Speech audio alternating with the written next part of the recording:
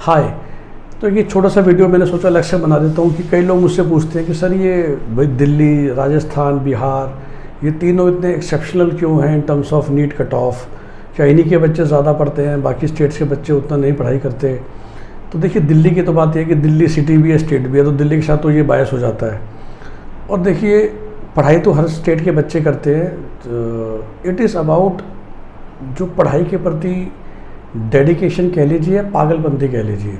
सो देखिए Delhi being a very very small city plus state, यहाँ awareness बहुत ज़्यादा है, यहाँ आपको नज़र आता है पैसा, कंपटीशन बहुत ज़्यादा है, किसानी या एग्रीकल्चर बिल्कुल नहीं है।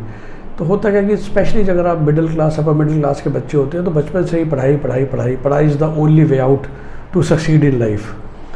टिपिकल दिल्ली के बच्चे के लिए army is not at all an option, जो कि पंजाब हरियाणा में होती है।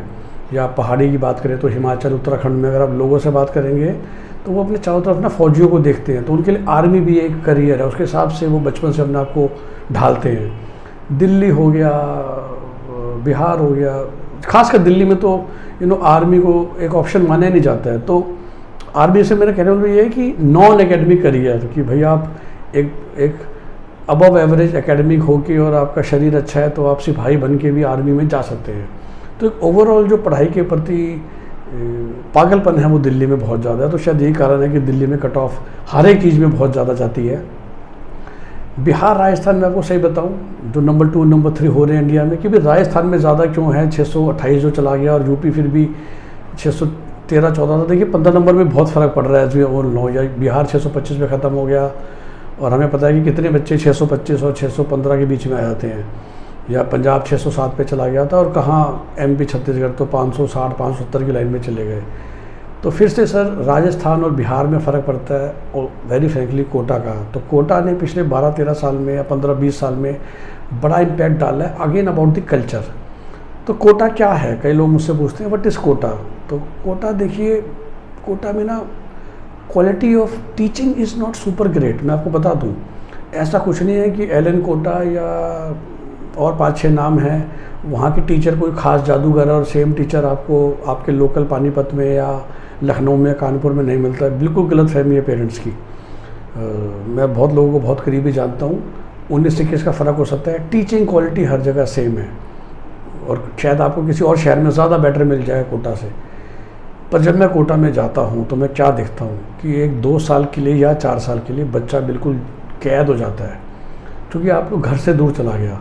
सो ना होली है, ना दिवाली है, ना दशहरा है, ना ईद है, ना मामा जी के बेटे का बर्थडे है, ना चाचा जी के बेटे की शादी है।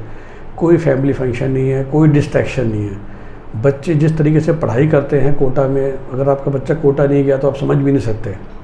मैंने देखा अपनी आंखों से, बिल्कुल एक रूटीन है। बच्चा सुबह उठता है, लड़की हो लड़का हो, जो अच्छे हॉस्टल्स होते हैं पहले वहाँ चाय मिलती है और एक रूटीन बना हुआ है। फिर बच्चा पढ़ने बैठ जाएगा, फिर नहा धो के नीचे उतरेगा, मेस में ब्रेकफास्ट करेगा आधा घंटा इंक्लूडिंग ब्रेकफास्ट, फिर वापस रूम में जाएगा, 2 घंटे पढ़ाई करेगा, 3 घंटे।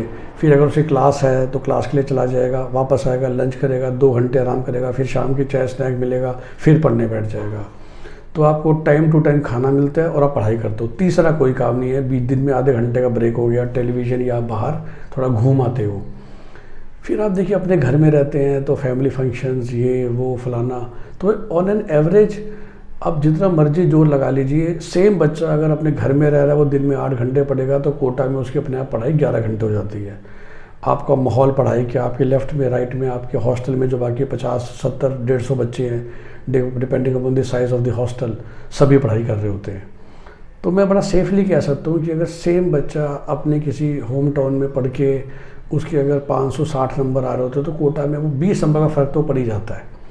और चूँकि बिहार में बिकॉज ऑफ पॉलिटिकल स्ट्रक्चर्स या because of many other things, तकरीबन बिहार के बहुत सारे बच्चे कोटा आगे बढ़ते हैं। मैं कहूँ कोटा तो भरा ही बिहार के बच्चों से हुआ है। ऑफ कोर्स यूपी के भी आते हैं, बट मोस्टली आपको वहाँ बिहार के मिलेंगे इन टर्म्स ऑफ परसेंटेज।